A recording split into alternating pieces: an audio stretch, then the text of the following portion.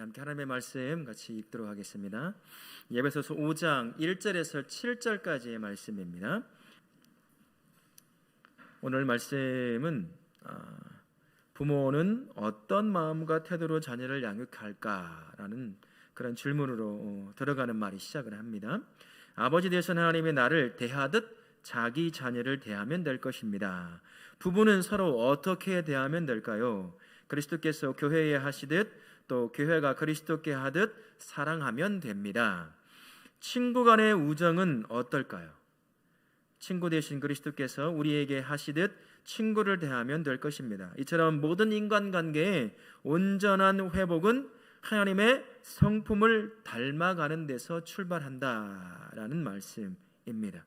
그래서 바울이 그리스도를 본받는 자가 되라, 하나님을 본받는 자가 되라라고 5장 1절의 말씀으로 시작하고 있는 것입니다. 우리는 성장하면서 누구를 본받느냐가 굉장히 중요한 것 같습니다.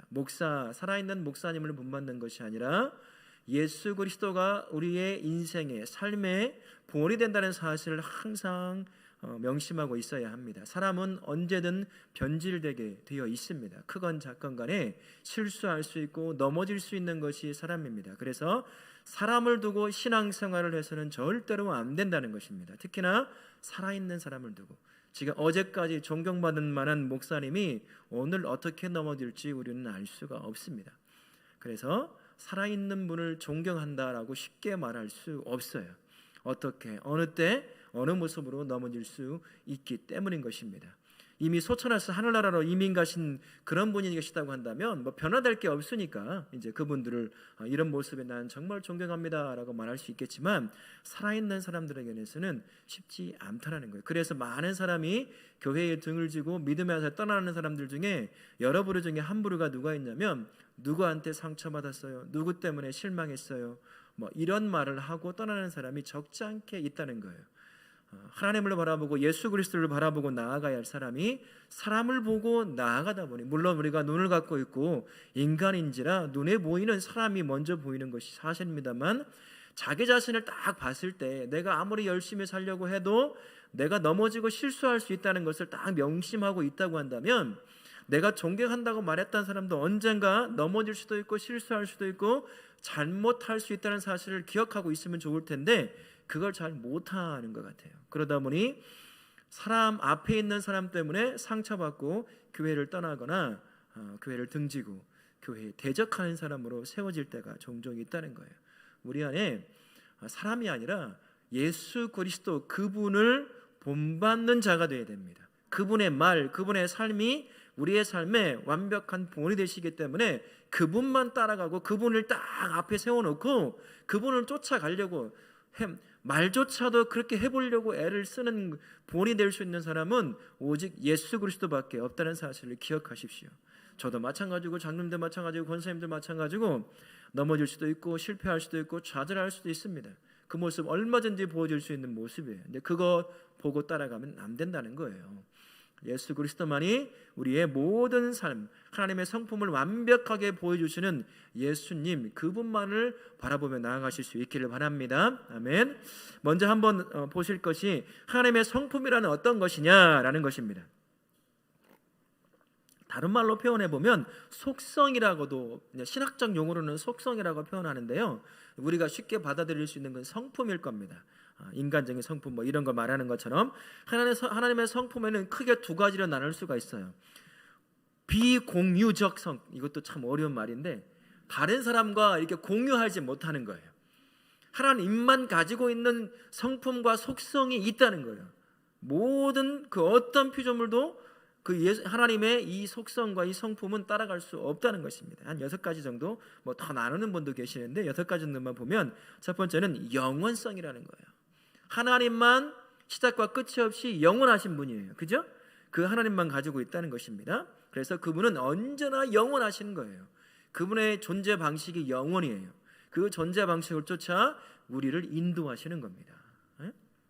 두 번째는 편재성, 또 어려운 말이긴 한데요, 어느 곳에나 계신다는 거예요. 예수님께서 인간의 몸을 입고 있을 때 내가 하늘나라로 올라가야 너에게 좋다, 성령이 내려와야 좋다라고 말씀하시는 것이 이거예요. 예수님은 몸을 입고 있었거든요. 부활하셨어도 여전히 우리와 똑같은, 물론 이제 부활해서 또 다른 성질을 갖게 된 이제 그런 몸이지만, 시공간을 뛰어넘을 수 있는 몸을 갖고 있으셨겠지만 몸을 갖고 있었다는 거예요. 그래서 시간과 공간 안에 어느 정도 제약받는 건 아니지만 그렇게 있다는 거예요. 만약에 보십시오, 화장실에 간 집사님과 예배당 본당 안에 있는 집사님이 둘이 같이 동시에 같은 시간대에 있어요. 근데 화장실에서 예수님 만나고 동시에 만나고 있어 보세요. 그리고 문을 딱 여는 순간 그럼 어떻게 해야 돼? 예수님, 자기가 자기를 마주치게 되는데, 저는 항상 그런 생각을 해봤어요. 예수님이 얼마나 난감할까, 몸을 입고 있다고 한다면, 그죠? 근데 성령님은 그렇지가 않잖아요. 영이신 성령님이 나와 함께 하신다는 거예요. 그래서 영이신 성령님과 성령님을 통해서 예수님이 우리에게 동행하시는 거예요. 성부 하나님도 마찬가지고요. 그래서 성령을 갈급하고 성령에 충만한다는 것은 예수님으로 충만한 것이고 하나님으로 충만한 것과 똑같은 것입니다. 이게 바로 편지성이라는 거예요. 이거는 범신론하고 다른 것입니다. 범신론은 자연 만물에 신이 깃들어 있다고 얘기하는 것하고는 완전히 다르다는 사실입니다. 이게 바로 비공유적 속성, 성품이라는 것이에요. 세 번째는 전지하시다. 무슨 말이냐면 모든 것을 다 아신다는 거예요. 모든 것을 다. 우리는 알 수가 없잖아요. 시작도 모르고 1분 1초 앞도 몰라요. 내일 무슨 일이 있을지 우리는 아무도 예상할 수 없습니다. 그죠? 하지만 우리 하나님은 모든 것을 다 아시는 분이시다. 그와 함께 따라오는 말이 전능하시다라는 말이에요. 모든 걸 다 하실 수 있는 능력이 충분히 있으신 분이다 라는 것을 말씀하는 것입니다. 이게 비공유적 속성입니다. 또 한 가지, 다섯 번째는 완전하시다는 거예요. 완전이라는 단어는, 인간이 완전이라는 단어를 넣어도 100% 순금이라고 해도 100% 순금이 100%인가요? 아니에요. 99.999999999예요. 계속 가요. 그 안에 불순물이 들어가 있어요. 아무리 정제를 해도 이 땅에서 100%는 얻을 수 있는 게 하나도 없어요. 근데 우리 하나님만이 완벽하신 분이시다라는 것입니다. 조금도 틀어짐이 없는 분이시라는 거예요. 또 한 가지를 들어본다면 하나님은 영광 받으시는 분이시다라는 것입니다. 그분은 위대하신 분이에요. 그러니까 피조물의 차원을 넘어서 계시는 분이세요. 그러니까 우리하고는, 피조물하고는 도대체 함께 공유할 수 없는 속성이라는 거예요. 우리가 그분의 형상을 쫓아서 만들어졌지만 공유할 수 없는 부분이 바로 이 비공유적 속성, 성품이다 하는 것입니다. 그러면 공유적 속성이 있어요. 우리가 하나님의 형상으로 만들어졌기 때문이에요. 거룩함이에요. 거룩이라는 것이 여기에 막 동그란 노란색이 그려져가지고 막 그런 막 날아다니고 막 이런 게 아니에요. 거룩이 뭐죠? 우리말로 다시 바꿔보면요, 구별된 삶이에요. 하나님이 피조물과 구별되는 것처럼 성도는 어떻죠? 세상과 구별되는 거예요. 그 능력이 우리 안에 성령 때문에 있다는 것입니다. 그 다음에 의로움이에요. 하나님도 의로움을 가지고 계셔. 우리 안에 의가 있습니까, 없습니까? 정의로움이 있어요, 우리 안에. 그죠? 아무리 타락했어도 비록 부족하지만 반쪽짜리 3분의 1쪽짜리 정도밖에 안 되지만 의가 어른도 드러나는 삶을 산다는 거예요, 우리 안에서요. 사이코패스가 아니고서야 모두가 다 어느 정도 부족하지만 의를 드러내며 산다는 거예요. 죄에 물들어 있어서 그게 일시적일 때도 있고, 어느 사람은 사이코패스 같은 사람은 그런 것조차도 없는 사람이 있기도 하지만 우리 안에 그것이 남아 있다는 거예요. 그래서 내가 100% 의로운 것은 아니라라는 것입니다. 정의가 뭔지 악이 뭔지 우리가 알잖아요. 그죠? 구분할 수 있잖아요. 물론 가면 갈수록 이런 부분들이 이제 이 구별하기가 참 어려운 그러한 시기에 이제 와 있어요. 우리 다음 세대 아이들은 아마 이것이 정인지 저것이 정인지 헷갈릴 때가 올 수도 있어요. 러시아 쪽에서 전쟁을 일으킨 것, 그 사람들에게는 그게 정의로운 것일까요? 악한 것이라고 여길까요? 그들은 정의로운 것이라고 여겨요. 그러면 공격을 당한 우크라이나는 뭐라고 여길까요? 악이다고 여길래요.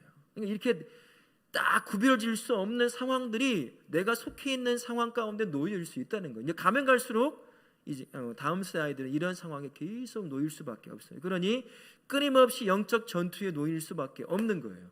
이거냐 저거냐를 구별하고 옳은 것을 선택해야 되는데, 그러면 손해볼 것이 많아진다는 거예요. 이런 세계에서는요. 이 회색분자가 살아남을 수 있는 그런 시대가 우리 다음 세대 아이들이 살아갈 수 있는 시대가 될 수도 있다는 것입니다. 여하튼 이렇게 의로움이라는 것이 있다는 것이에요. 또 한 가지 공의적 속성에는 선하심과 사랑이라는 거예요. 우리도 선한 게 뭔지 알죠. 그래서 선한 것을 쫓아가려고 할 때가 있잖아요. 때로는 내 이득을 위해서 선한 것을 딱 내려놓고 악을 쫓아갈 때도 있지만 그래도 선이 뭔지 악이 뭔지 우리 구분할 수 있다는 거예요. 어느 선에서는요. 그 다음에 사랑이라는 속성도 있어요. 그죠? 사랑이라는 속성을 통해서 이제 하나님께서 나를 사랑하심이 무엇인지를 비록 불완전하지만 깨졌지만 보여지게 된다는 것입니다. 또 한 가지로는 신실하다는 거예요. 신실하다. 우리가 약속을 잘 지키시죠? 교통 법규 잘 지키시죠? 잘 못 지키는 거 많죠. 급하면 빨간불에도 뛰어가는 것이고 뭐 중앙선 넘어가는 것이고 그러다가 12만 원짜리 딱지 한 번씩 떼봐야 정신이 번쩍 들고 다음에는 안 해야지 하다가 또 하기도 하고 뭐 이런 일이 발생하잖아요. 그래도 그 안에 약속을 지키려고 하는 신실함이 남아 있어요. 부족하지만 이런 것들이 공의적 속성이에요. 우리가 하나님의 그 속성을 타고 나서 만들어졌기 때문에 원래 죄가 들어오지 않으면 하나님의 속성을 거의 100% 그대로 반영하며 살 수 있었을 거예요. 하지만 죄가 들어오면서 이것이 망가져 버린 거예요. 그래서 때로는 내 이득을 위해서 이 좋은 것들을 내려놓고 악을 선택할 때가 종종 있기는 하지만 그리고 여전히 그것이 남아있다는 거예요. 그래서 아픔을 보고 아파하고 사랑할 사람들을 사랑하고 정의로울 땐 정의롭고 할 수 있는 이유가 바로 여기 있다는 거예요. 이게 바로 하나님의 성품이라는 것입니다. 우리가 그 성품을 쫓아 만들어졌어요. 죄가 있어서 약간 망가지긴 하고 불완전하기는 하지만 여전히 그게 있다는 거예요. 성령 하나님은 내 안에 계시면서 우리 안에 각각 계시면서 그 선을 쫓아서 선한 성품들을 쫓아서 우리를 계속 살아가게 만드시는 것입니다. 그러니 성령의 인도하심을 항상 간구할 수 있어야 한다는 것입니다. 그래서 이 하나님의 성품을 기억하시고 나도 그 하나님의 성품을 쫓아가려고 하는 그 애씀의 신앙인의 노력이 필요하다라고 할 수 있을 것입니다. 오늘 말씀으로 한번 들어가 보겠습니다. 첫 번째입니다. 1절과 2절인데요. 우리는 하나님의 자녀로서 그리스도의 사랑을 서로 나눠야 합니다. 첫 번째 질문입니다. 하나님의 사랑을 받는 자녀는 누구를 본받아야 합니까? 하나님 그리스도 예수를 본받는 자가 되어야 된다는 것이에요.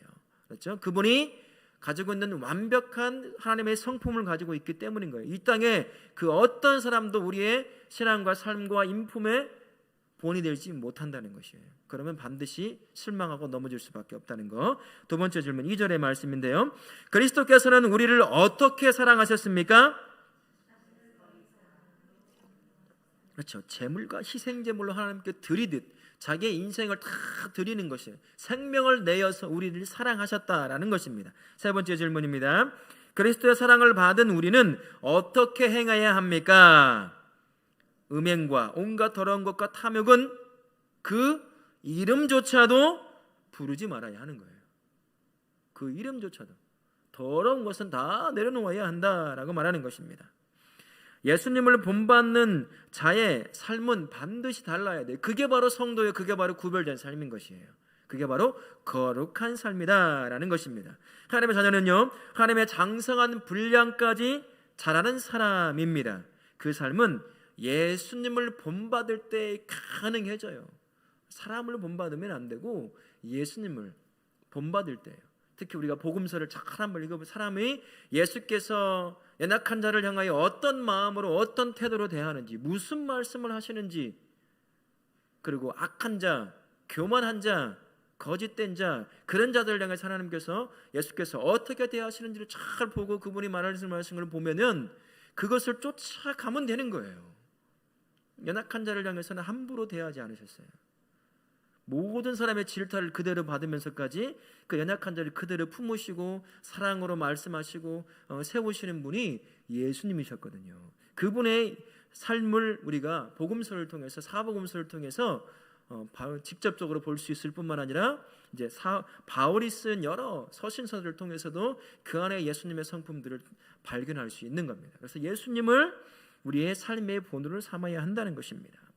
이 삶이 가진 특징은 세상과 다른 삶을 산다는 것이에요. 모든 더러운 것을 내려놓는 거예요. 근데 더러운 것을 내려놓으려면 이게 더러운 것인지를 구별할 수 있어야 한다는 거예요. 어떻게 해야 될까요? 주의 말씀을 많이 알아야 되는 거예요. 제가 가끔씩 얘기하잖아요. 내 눈이, 이 육신의 눈이, 그 영의 눈이 세상을 보는 성경적 눈으로 바뀌어져 있어야 한다는 거예요. 가면 갈수록, 시간이 흐를수록, 내가 30년 예수를 믿었으면 30년 묵어있는 그 신앙의 눈이 만들어져 있어야 한다는 거예요. 근데 30년을 믿어도 처음 믿었던 그 신앙의 눈 그대로 갖고 있는 사람이 굉장히 많은 게 문제라는 거예요. 다른 말로 하면 여전히 어린아이의 신앙으로 그대로 있어요. 만나보면 대충 알겠더라고요. 한 5, 6천 명 이상의 사역을 하고 같이 성도들 만나보니까 같이 대화를 하고 나눠보면 여전히 그 수준에, 어느 수준에 다 머물러 있는 것 같은 느낌을 받을 때가 있어요. 근데 어떤 사람은 목사인 저도 따라갈 수 없는 평신도인데 불구하고 정말 믿음이 깊은 사람이 있어요. 사람을 대하고 그 사람에게 말을 하는 거라든지 그 다음에 세상을 바라보는 눈이 목사인 제가 부끄러워서 목사라고 말을 못할 정도로 정말 차원이 다른 믿음을 가지고 있는 사람이 있더라는 것입니다. 근데 많지 않은 게 문제인 거예요. 그 수준까지 우리가 자라야 한다는 것입니다. 내 신앙을 한번 점검해 볼 필요가 있어요. 내가 어떤 눈을 갖고 있는지, 여전히 처음 예수를 믿었을 때 그 눈을 가지고 계속 조그만 눈만 가지고 바라보고 있는 건지, 아니면 더 깊어지고 더 넓어져서 그 눈으로 세상을 바라보고 있고 예수님을 쫓아가고 있는지 스스로 기도하면서 말씀 앞에 세워보면 알아갈 수 있습니다. 그리고 다른 사람이 나를 향해 뭐라고 말하는지도 조심히 들어볼 필요가 있어요. 그 부분에 내가 숨기고 싶은 많은 것들이 가려져 있거든요. 드러날 수도 있다는 거예요. 그러면 그걸 부끄러워할 것이 아니라 그걸 붙잡고 하나님 앞에 나아가는 거죠. 하나님, 나의 연약함이 이런 것이 있습니다. 내가 이런 것들을 내려놓고 정말 예수님처럼 닮아가길 원해요 라고 한다면 성령께서 능력이 되어 주실 거예요. 지혜가 되어 주실 거예요. 그래서 우리가 어제보다 오늘 더 예수님 조금 더 닮아가는 그러한 삶을 살게 될 것입니다. 아멘. 1절과 2절 말씀을 주고 우리에게 주시는 은혜를 요약해 보면 이렇습니다. 첫 번째 나눔인데요, 하나님을 믿는다는 것은 하나님을 닮아가는 것을 의미합니다. 달리 표현한다면 하나님의 신성한 성품에 참여하는 것입니다. 우리가 본받아야 하는 하나님의 성품은 무엇인지 나눠봅시다. 다양하게 있을 수 있어요. 제가 이 말씀을 준비하면서 저에게 주시는 것은 이것이었습니다. 하나님의 성품은 예수 그리스도를 통해서 명확하게 드러난다라고 말씀을 드렸습니다. 예수님을 바라보면 하나님 아버지의 성품을 알 수 있어요. 나를 향해서 하나님 아버지가 어떤 마음을 갖고 있는지를 예수님을 보면 알 수 있다는 거예요. 하나님의 성품을 완벽하게 비추어주고 가지고 있는 분이 바로 십자가에서 죽으신 예수 그리스도를 통해서 알 수 있어요. 그 핵심이 바로 십자가에서 죽으심이에요. 나를 향해 어떤 마음을 갖고 있고 나를 향해서 어떤 태도를 갖고 있는지를 십자가에서 죽으신 것이 완벽하게 보여준다는 거예요. 그게 바로 예수님이 나를 향해 갖고 있는 마음이에요. 나는 너를 위해 죽을 수 있어. 아니, 내가 너를 위해 죽었어. 그만큼 내가 너를 사랑해. 그만큼 내가 너를 존중하거든. 내 목숨은 너 때문에, 너하고 비교하면 아무것도 아니야. 나는 너를 위해서 내 목숨을 내려놓을 수 있어. 그리고 실제로 너를 위해서 내려놓았다. 이게 바로 예수께서 보여주시는 나를 향한 마음인 거예요. 그래서 예수님의 십자가를 바라보면 나는 한없이 겸손해질 수밖에 없는 거예요. 더 내려놓고 더 겸손해질 수밖에 없다는 것입니다. 교회 공동체가 어떤 가운데서, 어떤 상황 가운데서도 단단히 서가라고 한다면 모두가 성도가 다, 목사 나부터 해서 저부터 포함해서 모두가 다 나를 향한 예수 그리스도의 그 마음을 완벽하게 보여주는 십자가를 바라보는 눈이 필요하다는 겁니다. 그러면 그 앞에서 고개 들고 나 잘났어 할 사람 한 명도 없다는 거예요. 그 앞에서 내가 누군데, 내가 나이가 몇인데, 내가 무슨 직분을 갖고 있는데 할 사람 단 한 명도 없다는 거예요. 그 사랑 앞에 누가 고개를 들고 나 이런 사람이요 라고 얘기할 수 있겠어요? 그냥 감사하다밖에 말 못하고 옆에 있는 형제와 자매들을 그 눈으로 바라볼 수밖에 없다는 것입니다. 그러니 누구를 바라봐야 되겠어요? 예수 그리스도, 그분이 진 십자가에서 나를 향해 다 이루었다라고 말씀하시면서 모든 걸 이루신 예수 그리스도를 바라보는 것, 그게 바로 우리가 그분의 성품, 내가 개발해야 될 성품이에요. 내가 좋은 말을 해야지, 뭘 해야지, 아무리 해보세요. 다 해보셨잖아요. 그죠? 말씀 듣고 이 안에 누군가에게 잘못한 거 깨닫고 막 천부에 여줍서 눈물 콧물 다 흘리고 집에 돌아갔어요. 그 다음날 어떻게 되셨어요? 천사가 되어 있으셨죠. 똑같아졌잖아요. 내가 노력한다고 되는 게 한계가 있더라고요. 저도 마찬가지예요. 근데 내 안에 그 예수 그리스도가 꽉 채워지기 시작할 때, 그분을 계속 바라보기 시작할 때, 나를 향한 하나님의 마음이 뭔지를 바라보고 어제보다 오늘 더 한 번 더 느끼고 시작할 때, 그때서야 내가 왜 말을 조심해야 되는지, 내가 왜 행동을 조심해야 하는지, 내가 왜 다른 형제와 자매들을 향해서 예수님이 나를 대하듯 그런 태도를 가지고 대해야 하는지를 그때 더 깊이 알아가지라는 것이에요. 그러니까 예수님을 바라봐야 한다는 것, 그분이 지신 십자가를 바라봐야 한다는 것. 우리 모든 다오라 교회 모든 성도님들은 저를 포함해서 모두가 다 예수의 십자가만을 바라보실 수 있기를 축원합니다. 아멘. 두 번째 나눔을 보시면요, 그리스도의 사랑은 우리로 하여금 서로 사랑하게 합니다. 그리스도의 사랑을 표준으로 삼으면 다른 사람을 대하는 우리의 태도가 어떻게 달라질지 이야기해 봅시다. 사랑하기 어려운 상황에서 그리스도의 사랑을 떠올리며 사랑하려고 노력한 경험이 있으면 나눠봅시다라고 했습니다. 어떤 걸까요? 어떻게 하면 될까요? 예수 앞에, 십자가 앞에 나를 딱 세워놓으면 나는 그냥 낮아질 수밖에 없어요. 내가 낮추면 돼요. 그냥 낮추면 되잖아요. 그냥, 그죠? 가장 이상적인 것은 나보다 다른 지체를 먼저 생각하는 거인 것 같아요. 내가 이런 행동을 했을 때, 이런 말을 했을 때, 이렇게 대했을 때 그 형제와 자매가 어떤 마음이 들까? 저는 항상 이런 생각이 들어요. 우리 아이들한테도 그런데요, 네가 듣기 싫은 말이 있지, 기분 나쁜 말이 있지, 상처받는 말이 있지, 그 모든 말들은 네가 했을 때 다른 사람도 똑같이 상처가 되는 거야. 네가 듣고 싶은 말을 안 하면 되는 거야. 듣고 싶지 않은 말을 안 하면 돼. 그렇게 사람을 대하지 않으면 돼. 내가 기분 나빠하는 것들 있잖아요. 속상한 것들, 그것들은 나뿐만 아니라 다른 사람 모두가 똑같아요. 똑같이 기분 나쁜 거예요. 속상한 일이고 상처받는 일이다라는 것을 생각하면, 그게 제가 신앙생활하고 예수님 만나고 나면서부터 그 수많은 상처들을 겪으면서 결론을 내린 거였어요. 내가 누군가에게 어떤 사람의 말을 들었을 때 기분 나쁘고 상처받으면 내가 그 말을 했을 때 그분도 똑같이 상처받을 수 있겠구나. 그래서 가끔은 제 안에서 이 안에 악이 막 나를 지배할 때는 의도적으로 그런 말을 하고 싶을 때가 있는 거예요.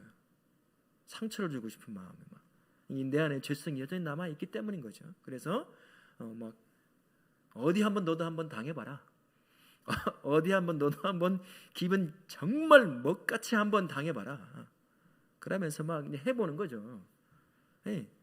그러면 안 된다는 거예요. 우리 안에 다 그런 것이 있다는 거예요. 내가 듣고 싶지 않은 말, 내가 경험하고 싶지 않은 태도, 이 모든 것들은 다 다른 사람도 마찬가지라는 사실. 그게 바로 나를 내려놓는 것이다 라는 생각이 들어요. 그렇게 되면, 내가 낮아지게 되면, 그것을 내려놓기 시작하게 된다면 우리 안에 상처는 최소화되게 되지 않을까 싶어요. 말로, 행동으로, 다른 사람을 대하는 것으로, 이런 모든 것들로 또 다른 상처를 만들지 않는다라는 것이 되지 않을까 하는 생각이 듭니다. 우리 다우라교회 모든 성도님들은 그렇게 나를 낮추고 다른 지체를 먼저 한 번 더 생각해보자. 내가 이렇게 행동했을 때, 내가 이렇게 뭔가를 결정했을 때, 내가 이렇게 말을 했을 때 어떤 기분이 들까? 이런 걸 한 번 더 생각해 본다면 다른 사람에게 상처를 주지 않는 그러한 그래서 예수 그리스도의 사랑이 우리 안에 관계 가운데서 깊어질 수 있을 것이다 라는 생각이 듭니다. 우리 다우라교회 모든 성도님들은 그렇게 생각하고 그렇게 자신을 낮추실 수 있기를 축원합니다. 아멘. 큰 두 번째입니다. 3절부터 7절까지인데요, 하나님의 자녀에게 합당한 말과 행실이 따로 있습니다. 성도에게 합당한 말은 어떤 말일까요? 4절에서 뭐라고 말합니까? 감사하는 말. 당신이 있어서 감사해요. 당신이 그런 말 해줘서 감사해요. 막 이런 말이죠. 근데 네가 어떻게 그런 말 할 수 있어? 나를 어떻게 그렇게 대할 수 있어? 그러면 안 된다는 겁니다. 5절, 하나님 나라의 기업을 얻지 못하는 자는 어떤 자입니까? 어떤 자죠? 음행하는 자, 더러운 자, 탐하는 자, 곧 우상 숭배하는 자, 그 모두가 다 하나님 나라의 기업을 얻지 못할 자라는 것이죠. 성도는 불순종의 아들들에 대해 어떠한 태도를 보여야 합니까? 어떤 태도를 보여야 할까요?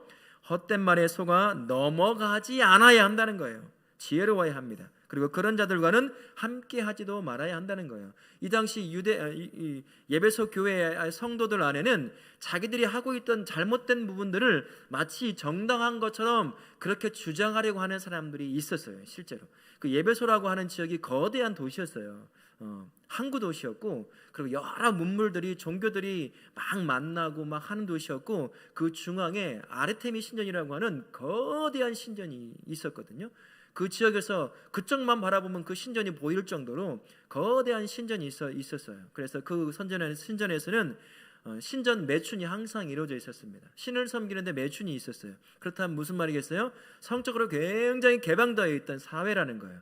종교적으로도 사상적으로도 굉장히 자유로운 그런 사회였다는 거예요. 그렇다면 거기서 믿었던 성도들이 그것을 자기도 모르는 사이에 가지고 올 때가 있다는 거예요. 그러면 우리 여기 예배소 사람들은 다 그렇게 사는데 뭐 어떠냐? 저 사람도 그러고 저 사람도 그러고 다 그러는데, 존경받는 저 사람도 그러고 사는데 뭐가 잘못된 거냐? 그러면서 성도 안에서 그것을 정당화시키려고 하는 사람들이 있다는 거예요. 근데 그 분별력이 없으면 거기에 넘어간다는 거예요. 똑같이 그래, 그럴 수도 있지, 맞아, 뭐 다 그렇게 사는 거 아니겠어 하면서 자기도 모르는 사이에 죄를 쫓아가는 그런 사람이 있었다는 거예요. 그러니까 그런 것에 넘어가지 않도록 지혜로워야 했다는 것입니다. 그 책임은 자기가 져야 되는 것이니까요. 그런 의미에서 얘기를 우리에게 해주고 있는 것입니다. 특별한 장소에서 그 장소에 어울리는 말과 행동이 있어요. 수영장에 갔는데 두꺼운 파카를 입고 갔어요. 그 부츠를 신고 겨울 옷을 입고 들어갔어요. 어울려요? 안 어울려요? 어울리지가 않죠. 물론 희한한 애들이 한두 명이 아니라서, 그렇게 관종이라서 그렇게 누군가 하려고 하는 애들이 있겠지만 어울리지 않는 거예요. 예수 그리스도를 믿고 하나님 품에 안에 있는 사람은 거기에 어울리는 말과 행동을 해야 한다라고 우리에게 말을 하는 것입니다. 우리는 천국 시민권을 가지고 있어요. 그래서 천국 시민권을 가지고 있는 천국 시민으로서 해야 될 말이 있고 행동이 있다는 거예요. 예법이 있다는 거예요. 예법이. 그죠? 미국 가가지고 한국식으로 살아갔다가는 총 맞아 죽기 딱 좋아요. 예약 없이 갔다가 난리가 나요.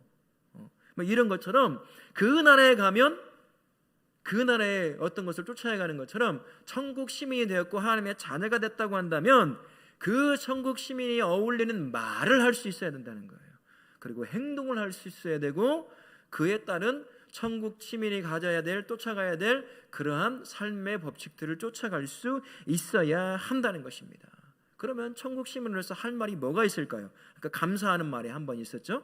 뭐 그 외에 또 뭐가 있을까요? 저는 이런 생각 이렇게 해봤습니다. 살리는 말을 하고 소망을 주는 말을 하고 위로를 해주는 말을 해야 한다는 거예요. 내 입에서 나오면, 여러분 혹시 이런 말 들어보셨어요? 참 저 사람은 말이 예뻐. 참 말을 예쁘게 해. 들어보셨어요? 아니요, 본인 말고요. 다른 사람을 두고 하는 얘기 다 알아요. 나는 못 듣는 거 알고 있어요. 굳이 말할 필요 없어요. 그런 말 보셨죠?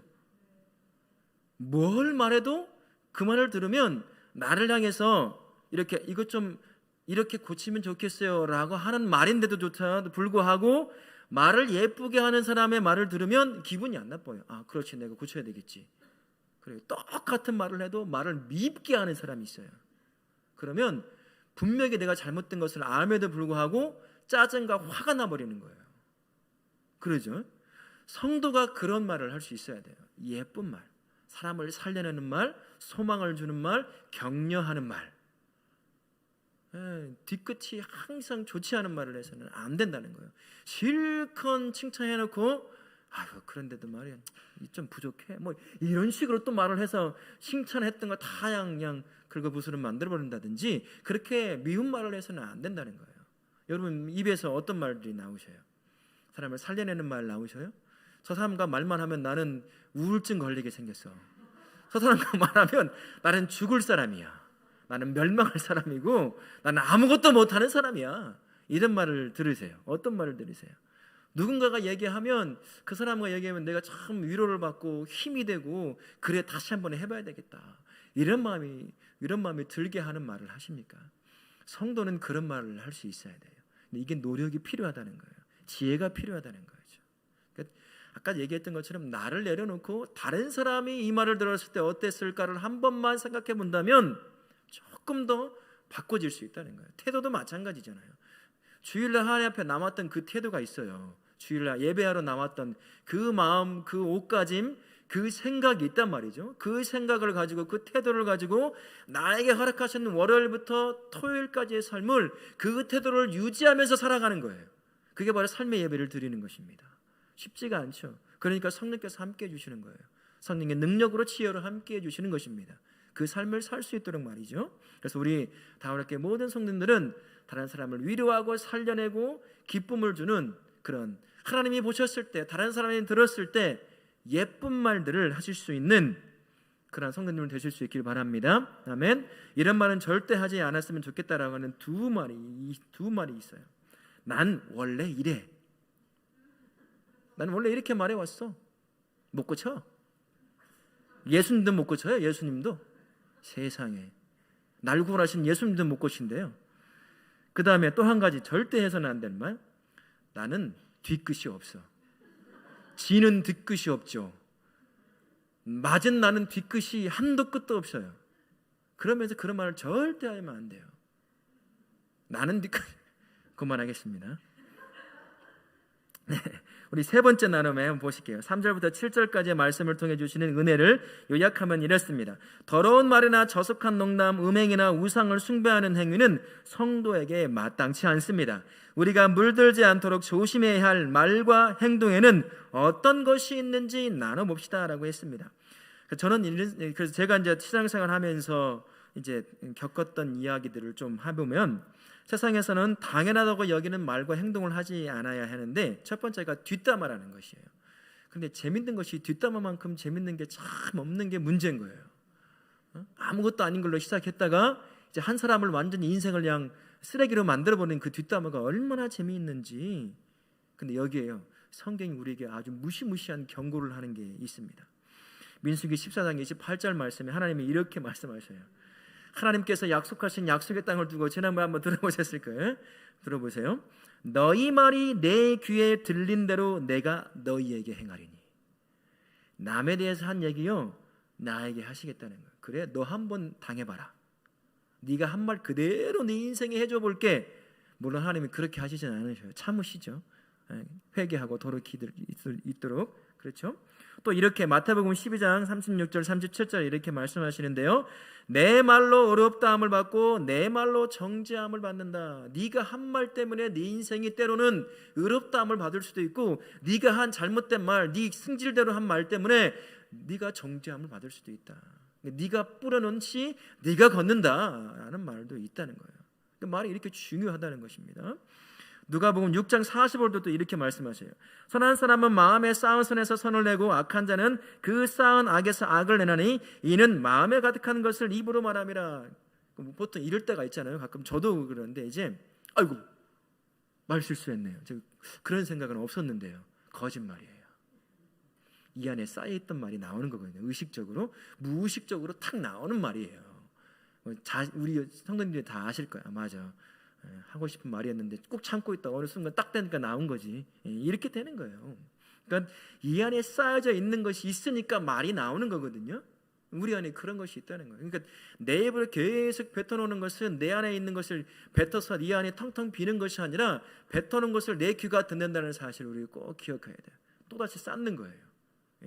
그러니까 우리가 항상 남 얘기, 뒤에서 다른 사람의 얘기를 해서는 안 된다는 거예요. 정말 하고 싶으면 칭찬만 하면 좋은데, 칭찬에 누구 한 명이 딱 딴지를 거는 사람이 있어요. 아 그래? 아 그런데로 시작해서 이제 사람 죽이는 이야기로 이제 딱 돌아가는 것이죠. 절대 그래서는 안 된다라는 것입니다. 그리고 또 한 가지로는 야한 이야기를 피해야 한다는 거예요. 직장 생활하고 사회생활 하시는 분들 다 한 번씩 경험해 보셨을 거예요. 남자들에게는 좀 더 노골적으로 많이 이런 일이 발생을 하죠. 근데 우리 성도들은 그래서는 안 된다는 거예요. 피해야 합니다.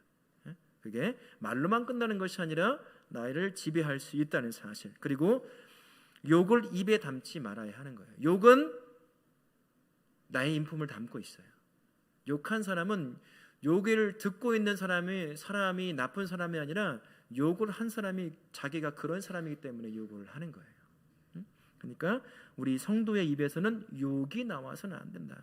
욕을 하고 싶으면 하나님과 기도하면서 실컷 하세요. 근데 가끔 그럴 때가 있어요. 정말 힘들게 하는 그런 상황이 닥치면 그냥 혼자 앉아서 죽일 그냥 때릴 하나님 좀 어떻게 좀 해보시오. 그냥 죽이든 말든 못 하면서 하나님 앞에 토로할 때는 있어요. 그것이 많이 있지는 않고 가끔씩 있는데 오해하지 마세요. 우리 이 안에 계시는 분 없어요. 예배 안에 계시는 분 없고요. 그럴 때가 있다는 거예요. 하나님 앞에 털어놓으면 돼요. 그러면은 이게 참 희한한 게 내가 누군가를 향해 요구를 하는 것하고 내 안에 있는 것을 그대로 숨기면서 하나님 앞에 토로하는 것하고는 다르더라는 것이죠. 이게 뭐냐면 이 안에 회개가 드러나기 시작해요. 막 욕을 하다 보면 너는 어떤데? 너나 잘해. 이런 마음이 이 안에 주신다는 거예요. 그럼 회개하는 거죠. 이렇게 되는 거예요. 혹시나 욕을 하고 싶고 있다면 하나님 앞에 가서만 하시되 누구나 다 알아듣는 말로 해서는 안 돼요.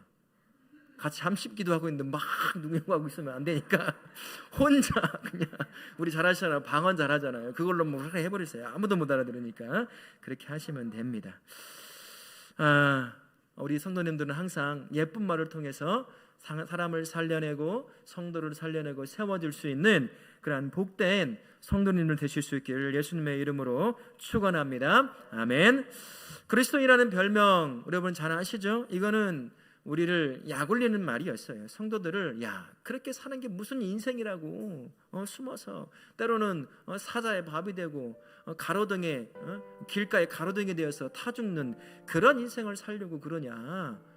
그런 사람들을 향해서 붙여준 조롱 섞인 별칭이에요. 이게 사실은 그 당시에는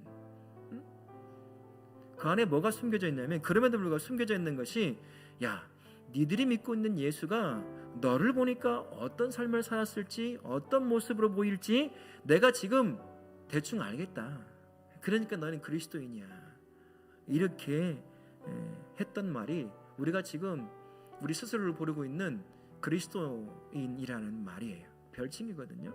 함부로 얻어진 말이 아니에요. 생명을 다해 예수 그리스도를 닮아가려고 했던 수많은 믿음의 선진들이 목숨을 내걸면서 살아왔던 그 삶이 만들어낸 단어가 그리스도인이라는 거예요. 우리 우리말로 바꾸면 우리 옛날에 처음 복음 들었을 때 어땠어요? 똑같았어요. 예수쟁이라고 바꿀 수 있어요. 그 단어가 그냥 얻어진 단어가 아니라는 것입니다. 그들의 삶이 예수를 닮아가는 삶을 살다 보니 세상 사람들이 너를 보니까 예수가 누군지 내가 알겠다. 어떤 말을 하고 사람을 향해서 어떻게 대하고 뭘 하는 사람들 내가 너를 보면 알겠어. 어느 정도는 그렇게 해서 얻어진 말이 예수 그리스도라는 별명이라는 사실입니다. 그래서 그리스도인이라는 것은 예수를 닮아가는 사람이에요. 복받아서 출세하고 돈 벌고 남들에게 떵떵거리는 인생을 살아가는 것이 예수 믿는 사람의 삶이 아니라 예수 닮아가는 삶을 사는 사람이 그리스도인이다. 그의 말에서 행동에서 사람을 대하는 태도에서 그게 바로 그리스도인이라는 사실이에요. 처음에 예수를 믿기 시작할 때 예수 믿으면 복받고 돈 벌고 출세한다 잘 된다라는 말을 처음엔 그렇게 믿고 듣고 예수를 믿었다 할지라도 하루하루 예수를 닮아가며 성장할 때 이제는 그 모든 것은 다 사라져버리고 예수를 닮는 것 그게 내가 부름받은 인생이구나라는 것을 알아가야 한다는 것입니다. 여전히 예수 믿으면 복받고 돈 벌고 잘 살고 건강하다 그러고 있다고 한다면 아직 예수를 못 만난 분이실 수도 있고요. 그 모습 예수님을 못 따라가는 예수님처럼 못 성장한 그런 삶을 사는 것이다라고 할 수 있을 것입니다. 성도의 삶은 내 마음 내 육신의 생각을 따라 사는 사람이 아닙니다. 내 안에 계시는 예수님을 평생 닮아가는 삶이 성도의 삶이라는 사실을 기억하실 수 있기를 바랍니다. 그래서 어제보다 오늘 더 잘 모르지만 예수님을 더 닮아가는 거예요. 오늘보다 내일 더 예수님을 닮아가는 거예요. 나의 말에서, 행동에서, 바라보는 것에서, 모든 삶의 부분에서 말입니다. 그래서 예수님을 닮아가는 모습은 나의 말과 행동, 다른 사람을 대하는 태도, 세상을 바라보는 눈에서 그것이 증명이 되어진다는 거예요. 10년 만에 만난 친구가 나를 향해서 얘기할 때, 야, 너 왜 이렇게 달라졌어? 너 예전엔 그러지 않았잖아. 욕도 좀 하고 쌈도 좀 하고 그러지 않았니? 너 왜 이렇게 달라진 거야? 아, 그래? 나 잘 모르겠는데? 그런 말을 들으시나요? 그게 성도예요. 작지만 예수님처럼 닮아가는 인생. 야, 너 30년 만에 만났는데 똑같다. 야, 옛날에는 뭐 이렇게 똑같냐? 왜 그러니? 예수 믿는다고 들었는데. 이런 소리 들으면 우리 진짜 회개할 수 있어야 돼요. 내가 예수님을 닮아가는 삶을 안 살았구나 라고 말입니다. 이 한 주간 그리고 평생 성령 하나님과 동행하면서 예수님을 닮아가는 그 복된 인생. 그래서 남들이 봤을 때, 야, 내가 너를 보니까 예수가 어떤 분인지, 내가 너를 보니 예수님을 왜 믿어야 하는지 내가 그제서야 알겠구나. 나는 그런 삶의 고백을 듣는 복된 인생 사실 수 있기를 예수님의 이름으로 축원합니다. 아멘.